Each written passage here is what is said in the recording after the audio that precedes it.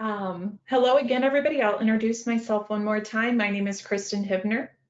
I am the Business Solutions Director here at Far Out Solutions, and we are so excited that you've joined us today for this webinar that is so near and dear to our heart. We love to give crucial and vital educational information from a technology standpoint because we care so much about the community and about how this is affecting people. So cybersecurity in and of itself, we are going to be speaking about phishing today in our webinar. Let me give you a little bit of background about Far Out Solutions. Far Out Solutions, we have been serving our clients for over 15 years, and our corporate office is located in Winter Park, Florida, but we are globally serving to our clients all over the world. We are a full managed service provider for technology where we can help you maintain, manage, and enrich your day-to-day business endeavors. Our goal is to help you future-proof your business and stay on the cutting edge of technology. As we go through today's training, we encourage you to ask questions within the question chat, and I will share those accordingly. Without further ado, I would like to introduce you to Mr. Philip McGrew. He is one of our leading technical supervisors for the company, who also leads in our cybersecurity prevention for our team and clients. Just a few things about Phil. He lives in the state of Florida with his wife and 2 young children. He has 2 greyhounds for pets, and one of his biggest desires is to retire early to spend time with his family. Something a lot of people don't know about Phil is he actually taught English in South America for 1 year. And his key to success is don't be afraid to make decisions. Being comfortable with steering the team through a tough decision has led to many of his most notable successes. Phil, the floor is yours. Thank you so much, Kristen. So as Kristen mentioned, we're going to be talking exclusively about cybersecurity today. Before we really dive in, I just want to give everyone a high-level overview of what we'll be going through. So before we can really dive into preventing phishing, we need to understand what it is. So that's the first thing that we'll cover. We're going to go over the different scopes of phishing, cybersecurity, basically the types of phishing that there are and what forms those attacks take. That's part of our education. And then we'll talk about prevention. So we're going to go through the different ways you and your employees can be better educated to make sure that you're stopping these phishing attacks in the future. Because regardless of the services that we offer for automated prevention, software security, things like that, really the weakest link in the cybersecurity chain is the human element. So we need to make sure that the people that are at your companies, including yourselves, are as prepared as possible to prevent these types of attacks. So first of all, we just want to talk about what is phishing. Phishing is any kind of fraudulent attempt for a bad actor to gain information about you or your company by impersonating a trusted entity. That could be an individual, a business, something like that. Phishing is one of the most common forms of cyber attack. Phishing typically takes form in an email or message, and phishing attacks have some sort of end result that typically has to do with financial gain for the bad actor. But the way that you get to that financial gain can be through identity theft, a data breach, someone getting information for your bank accounts, things like that.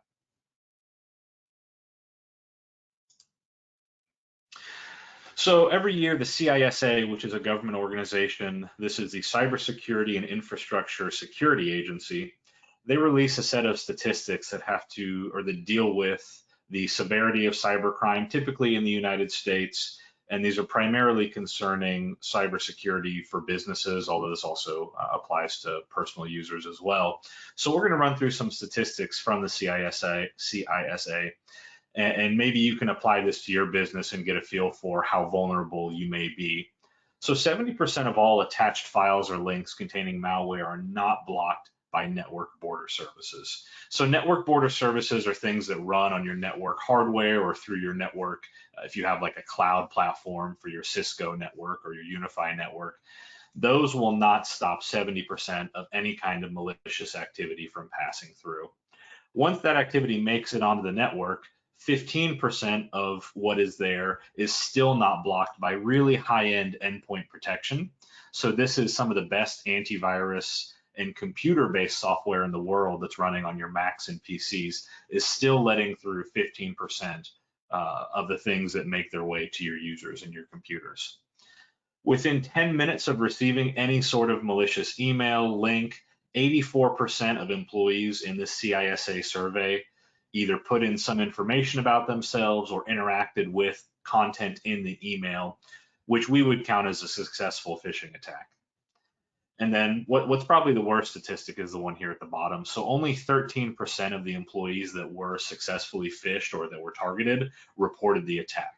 So like I talked through in the beginning, obviously we have all sorts of cybersecurity software and products that we offer in an attempt to make you more secure on the internet. But if the people that work at your company and anyone involved in your network, if they're not being active in trying to prevent these attacks or letting you or your IT company know when an attack has occurred, then it really doesn't matter what else is in place because that human element is going to be your Achilles heel. Something else that we'll talk about near the end of the presentation is that some of the software that we offer works based on intervention from users. So it's really good on its own, but if you have people that can report that they're having problems or they think they've been phished, that just makes that software, that AI, that learning model that much more effective. Okay, every year Forbes releases a list of vulnerability, a list of state ranking based on cybersecurity attacks and which states are the most to least vulnerable. So having a high ranking is actually a really bad thing in this Forbes listing. We're in Florida in Winter Park, so we're ranked 6th currently, which is pretty horrible. There's only a handful of states that are worse when it comes to cybersecurity than Florida. And what this ranking takes into account is the number out of every 100,000 residents, the number that were victims, how much money those 100,000, that attack per 100,000 represents in lost revenue or lost finance. And then also any sort of changes year over year. So as states improve their government and business cybersecurity, that changes these rankings.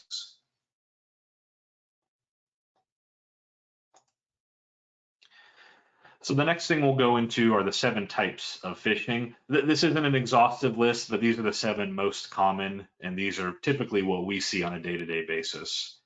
So we'll start with email phishing. We'll move into a variety of email phishing that we call spear phishing. Then we start to get into the ridiculously named phishing attacks. So we have smishing. Down at the bottom, you see vishing. This is what happens when you let IT nerds come up with naming schemes. But anyway, so we have messaging-based phishing, search engine phishing, social media manipulation, which is a form of phishing. And then obviously you guys have seen QR codes all over the place. We'll even have one in this presentation that could be another form of phishing attack.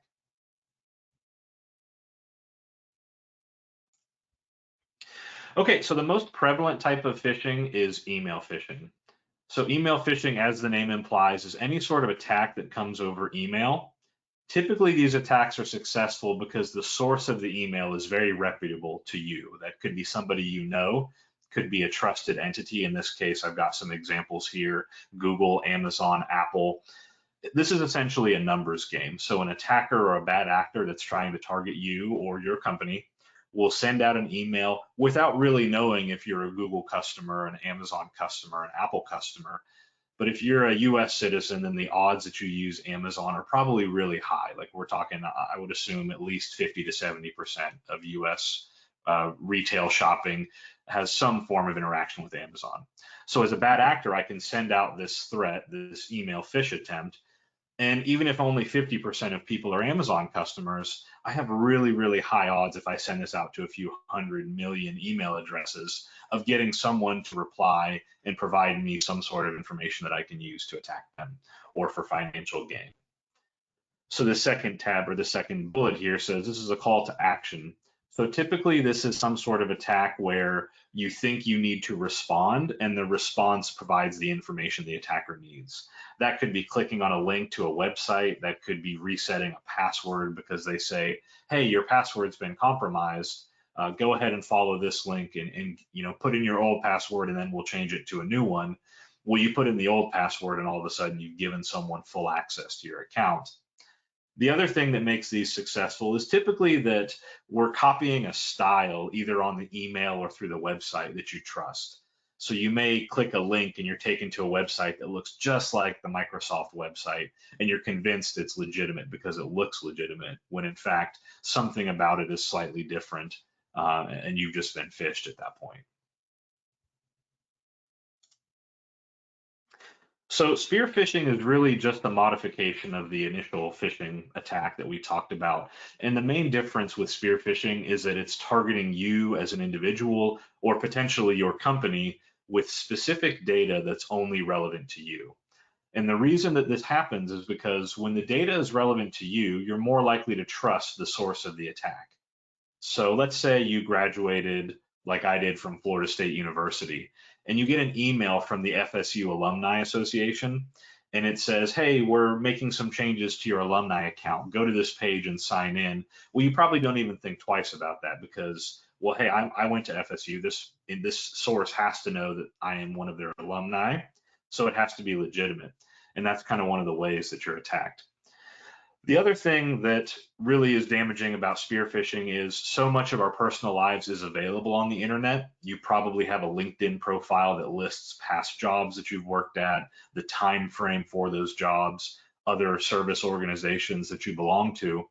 So if I'm a bad actor, I can create accounts on these different platforms. I can search for you as a person or your company. I can probably learn some of the company structure just from these public facing sites. And then I can use that information to tailor email direct to you so that you think either it's someone you know or maybe even somebody within your organization because it looks that good.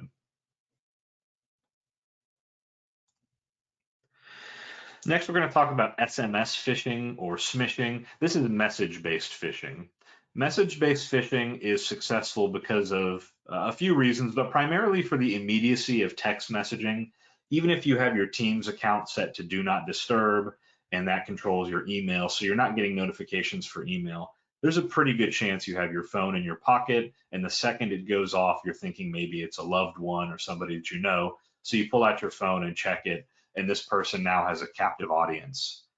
The SMS phishing is also fairly successful because it's quicker and easier to send a text and receive a text than it is to go through email. It just takes a little bit more time to open a separate app or open up a program on your computer to send that email than it would to have that text message go out.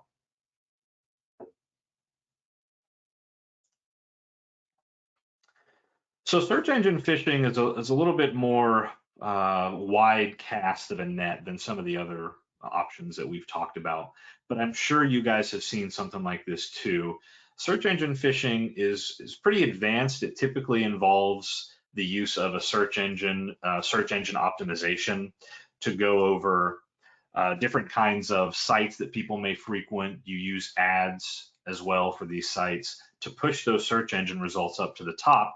And then if I want to go to eBay, for instance, and then I have a bad actor over here, they may buy a web domain that looks very similar to ebay.com. They may take the HTML code from eBay and copy it so that the site that they create looks like the eBay site. And as a user, if I'm just flicking through the search results, there's a pretty decent chance I'm just going to haphazardly click on this fake eBay link, this sponsored eBay link. And then maybe, oh, I know I use eBay all the time. Let me put in my PayPal info. Let me put in my credit card info to buy something. And all of a sudden you start sacrificing all of this personal data because you think that this web result that you've clicked on is legitimate. So it's really important to double check when you're going through these search results that there aren't any red flags. You know, if you go on Google right now and you search for something, the top 3 or 4 results are probably something that's promoted or sponsored. I typically skip those. And then just as you look through the rest of the sites, make sure you're double checking web addresses to make sure that they're accurate. That's the actual site that you wanted to visit. Okay, this is probably one of the most tinfoil hat types of phishing. This is social media phishing. You may have someone you know that's tried to tell you this is real before and you thought it was just too absurd to believe. But social media phishing is using any sort of social media platform to gain information either directly from somebody or through, once again, casting this wide net. So think about all the information you put on social media. You have a Facebook page, and there's a good chance the Facebook page may have a birthday that can be shared with friends, may have some sort of contact information. Obviously, it has pictures of you, that those pictures may tell someone something about your location. The Facebook page also is a vulnerability because you frequently get friend requests, I'm sure, from people, and these people seem like someone you know. So this is kind of going back to the spear phishing. If I know you went to a certain school, maybe I can create a fake account and grab a picture of someone that went to that school and send this friend request. And now I've got like an in with you. I can chat with you. I can say, you know, let's meet up or let's do this thing. Give me your address. Give me this information. The other reason social media phishing can be so damaging is because the kind of info that you provide, you probably don't realize you're providing it. When you think about creating a password for a website, a lot of times you have to set up security questions for that password. And the security questions may be things like, what was the first car you ever drove? What was the name of your best friend's sister? All this information about your personal life. And those things are things you probably don't realize, but you see these show up on Facebook. Someone will make a Facebook post from a business account or from a social account, and it'll say, hey, everyone throw up their first car. Here's my 67 Mustang or something like that. And then you get 1,000 people to respond to that with pictures of their first car. And all of a sudden you've got your first security question answered. And then you say, hey, I want to see which Orlando natives I have here. Here is my high school alma mater. And I throw up a picture of West Orange High School in Winter Garden, Florida. And all of a sudden you start to get hundreds of other people responding. So you've given all of this information without really realizing it, and it doesn't seem like any sort of a negative attack. It doesn't seem nefarious. But really, on the other end, you've got someone who is an expert at gathering this information using the social media to kind of secretly grab that from you so they can use that to try to get into some of your accounts. So here we've got QR code phishing. This one is very straightforward. Imagine you are at a restaurant and you go to pay, or you go to pull up the menu even, and you have a little QR code on a table in a laminated piece of paper. If I wanted to, all I'd have to do is go steal that piece of paper, take it home, scan it, throw it in Photoshop, and replace that QR code with one that goes to my website. So let's say you're eating at a restaurant, you're eating at a Chili's or something. I'm going to buy the domain chili.com with no S, and then I'm going to create this QR code that links to this domain. I'm going to recreate the Chili's website. I'm going to put all this sort of stuff there. The menu will be accurate. And then I'll also put a place to pay. So then you go in the restaurant, you finish eating, you scan this code to pay, and you're taken to my website instead of the actual Chili's website. You put in your credit card info or your debit card info, and now all of a sudden I've stolen thousands of dollars from you within an instant, or made thousands of dollars worth of fraudulent charges just because you trusted that site. So this kind of thing is basically like a newer version of the gas station skimmers you guys have probably heard of. You go to a gas station to swipe your credit card, and then there's a little plastic box that's housed directly on top of the actual card reader. This is like the 2024 equivalent of that. This typically happens in retail environments and food service environments primarily.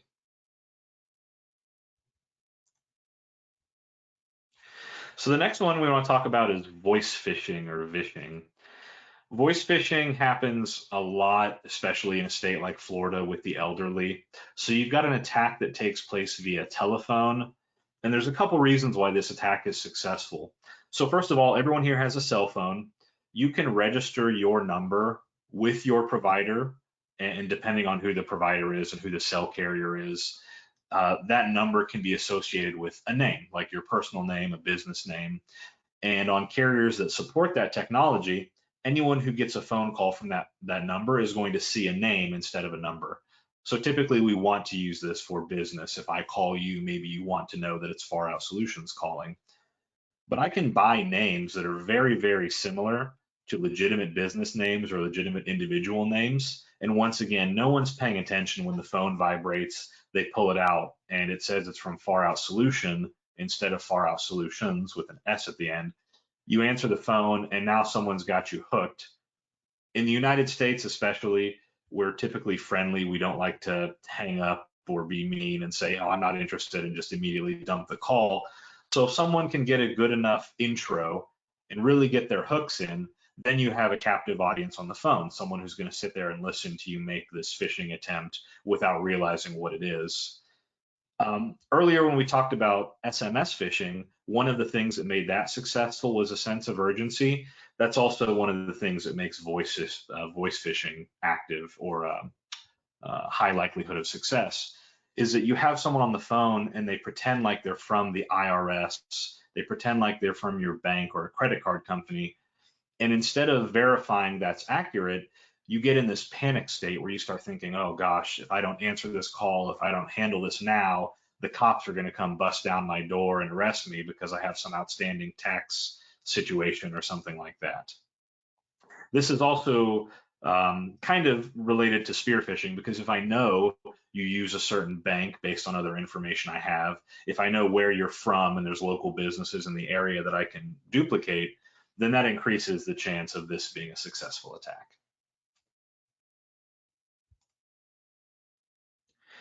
So at Far Out Solutions, we're pretty staunch believers in prevention being the key. You know, you've all heard the phrase, an ounce of prevention is worth a pound of cure.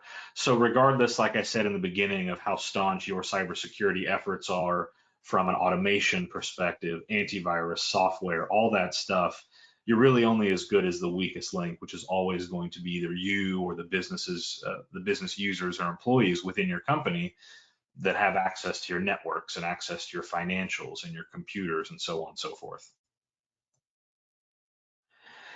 So one thing we always want to advise is you have to be suspicious of urgency, and you can't let those emotions force you into taking a decision. So just because someone says they're from the IRS and then you immediately think, oh, I'm in a lot of trouble, you can't go into that mind space where then you're acting based on fear. And that kind of bleeds into the second point, which is if you are in that mind space, there's a really low likelihood you're going to take the time to actually verify that the person calling you is who they say they are. But from a security perspective, that's probably your number one defense. So if I call you and I say, hey, I work at Truist, and I need you to verify your social security number because we think there's been fraudulent activity on your account. Instead of going and saying, oh, here's my whole social, say, hey, I'd like to verify. I'm going to call Truist. I'm going to call the number on my card and verify I do have this concern with my account, and the way to resolve this issue is by providing this information. So then you hang up the call, you pull out your debit card. On the back, there's going to be a phone number. You call the customer support line yourself, and they say, oh no, we haven't had any problems. We don't see any bad activity on your account, and we haven't had any notated contact attempts. And immediately you've saved yourself, thousands of dollars and probably years worth of trying to rebuild, either financially if you can't get that money back, or trying to go through all of the hoops you have to jump through to prove that this sort of attack did happen and get that insured money back. The third point here on the slide is really related. So check the sender and the address. If someone's emailing you, if you're checking a website from an email, just look through it and kind of check for those sorts of, it's missing pluralization, it's missing an S at the end, one character is misspelled, somehow there's a foreign character in there that looks like something in the English language, but really it's a separate site. All those things are red flags, and those will save you from submitting that information and being phished. Another thing we want to talk about is the style and format of messages. So when you think about a company like Amazon, eBay, any of these are billion-dollar companies. They have more money to spend on making sure their messages look good than most small businesses have in revenue every year. So they're paying millions of dollars for these ad campaigns that look professional and have a certain style. So when you get an email and the email has incorrect English, the graphics seem overly plain for some sort of marketing email from Amazon or a similar company, those are all red flags that should tell you either someone really messed up on that end, or in this case, this is most likely either a phishing attack or some sort of fraudulent email. From a professional perspective, Far Out Solutions loves to provide top tier service to our clients, including education when it comes to these sorts of attacks. So we always want you to ask questions. If you're a Far Out Solutions client, if you're someone that we do business with, we would be so much happier answering your questions. Don't feel like, oh, this is a stupid question, I shouldn't ask this, I'll look silly asking this. Those are the types of decisions that get you in a lot of trouble when you start feeling like asking a certain question is going to be an inconvenience. We never want that. So we're always here to help. Please let us know if there's something that you think is illegitimate. We can work with you to trace those. And then the last thing, we talked about the human element being the most important. There are ways to augment that, which are cybersecurity products. We use a product called Vade for email security that uses AI and machine learning. It actually analyzes individual user habits to determine what things you flag as spam. It'll look at the things you flag as spam and teach itself why those are spam. And then it has an additional layer of defense. It's one of the leading cybersecurity products, and some sort of email security for sure is something that you should be using with your business, with your email domain, things like that. So some final thoughts here. There's a great little website if you guys want to take down this web address. It's haveibeenpwned.com. Pwn is an old internet gaming term. This is a really good resource. You can put in any email address, and if you're like me and you have an AOL account from 25 years ago, you can put in the address. It'll tell you, it'll kind of crawl the web. They have a set of databases that are from all sorts of dark web breaches, and it'll tell you if that account, either the account itself or a password associated with that account, has been compromised. So if I put in my Far Out Solutions email, it has not been compromised. If I put in that AOL email that I made when I was a kid, that thing is in all sorts of data leaks, so that account is now unused, but it'll tell me that the email itself, the passwords have all been spread, bought and sold on the dark web numerous times. We want you to always use a strong password. So having a strong password doesn't only mean number of characters, but it means not using phrases. It means not repeating passwords. It means not using passwords that you've changed that were previous passwords. All of these things go into, keeping those accounts secure. There's a table, I didn't include it in this presentation, but it's a table I like to show our clients. It tells you how sensitive your password is based on the number of characters and how random it is, whether or not it includes symbols, things like that. Most passwords, if they're less than 10 characters and they don't include exclamations, punctuation, things like that, those passwords are either already known or they can be brute force hacked within a matter of minutes. You start getting into more secure passwords when it's 15 characters and it does have some of those elements. Then you're talking about passwords that a brute force hack may take years, decades, or centuries to break into. And the last thing I've got here is multi-factor authentication. So there are a number of multi-factor authentication services that we use. They protect your accounts as well as your devices themselves, like the user account on your Windows computer, but also your email, for instance. And multi-factor authentication is a great level of security because it ties your username and password to some other third authentication method or additional authentication method, whether that be a phone number that somebody else would not have access to, or an authenticator application that you set up. It's not ironclad, but it's a very, very, very good way to protect your account and make sure that it's not being accessed when you don't want it to be accessed. So in the beginning of our presentation, Kristen talked about the fact that Far Out Solutions is a full service IT company. Obviously, we offer managed services that relate to a number of different fields within IT, including network and server management, cloud computing, including software as a service, cybersecurity, which is primarily what we've talked about today, help desk support. We have a whole team, whether or not you are an existing MSP and you're looking to expand, or a team dedicated to supporting your company, we offer those solutions. And also backup and disaster recovery, which is something that's very important. Typically, when it comes to looking into like cybersecurity insurance, things like that, you need to have a backup plan in place, a disaster recovery plan written down in order for the insurance company to insure you. Those are all sorts of things that we help with. Bill, thank you so much. We really, really appreciate this, and you have just given such a plethora of information.